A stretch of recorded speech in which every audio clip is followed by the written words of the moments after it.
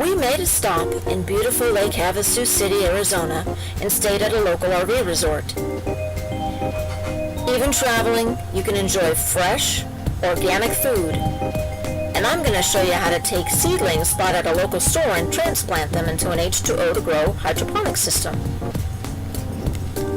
You start by gently removing the plant from the pot and remove the soil from the roots. You do this by putting them under water and gently massaging the roots until most of the soil is washed away. Be gentle not to damage the delicate roots. Next, use a net cup and clay pebbles to support the roots in place of the soil that was just removed.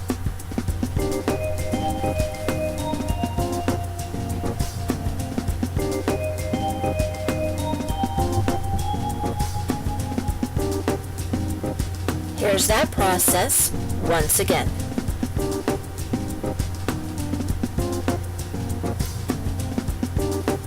You should soak the clay pebbles before use.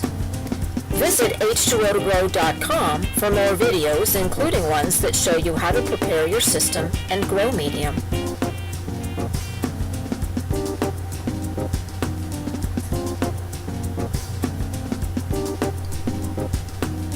We transplanted 6 tomato plants with great success.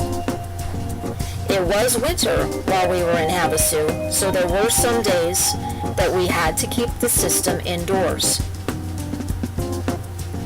When the weather was warm enough, we would place the system outside. When indoors, we did use an LED indoor grow light. Each day, the roots became stronger and healthier. We added H2O to Grow Premium nutrients once a week. Within about 2 weeks of transplanting, we had our first tomatoes.